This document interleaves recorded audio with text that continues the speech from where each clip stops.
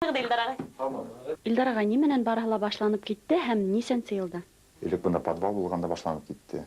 Алманат синтез группаға барлыкка килгәс, без берничә концерт эшләгәс һәм бөтен Россия конкурсында лауреат булгас, без студия турында уйлай башланык. Ә бүгенге көндә Аманат студия ниме менән шөгыльләнә? Без беренчедән профессиональ фонограммалар яздырабыз. Һанлы технологияларны үзләштердек.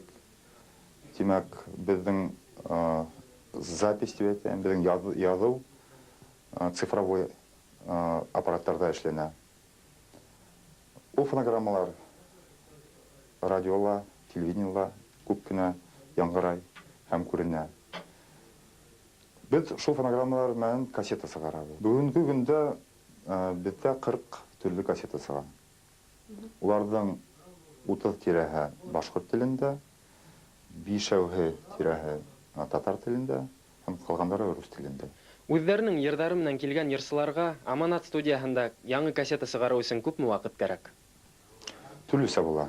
Кайбердә берничә көн кирәк, кайбердә берничә ай кирәк. Ә күпме акча кирәк?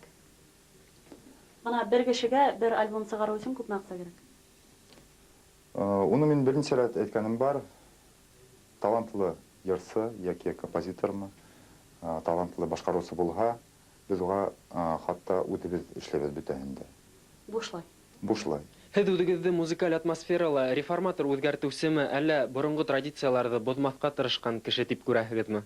Элек-электән без шул 89 елдан башлап Аманат синтез группаһында эшләгәндә лә иң беренче максат шул яшьләргә, безнең киләсәк буыннарга үзебезнең фольклорды бозмай, ләкин уны матурлап һәм заманса эшкәртеп, ләкин колоритын бозмай, алтарып җиткергә дигән максат була торган. Хәзер дә без ул максатты гел үзебезнең алда тотабыз. Бүгенге көндә Аманат студияһы кассеталар сыгару, йырсыларны яздырудан башка да ниме менән шөгыльләнә? Тагыла без электән концертлар үткәрәбез, конкурслар үткәрәбез, фестивальләр үткәрәбез. Һәм каллага үткән төрле сараларда без техник яктан катнашлык итәбез. Ә бына киләсәктә һез Аманат студияһын нинди итеп күз алдыгызга килтерәһегез? Официаль рәвештә без филармония эргәһендә эшләй башлаячакбыз.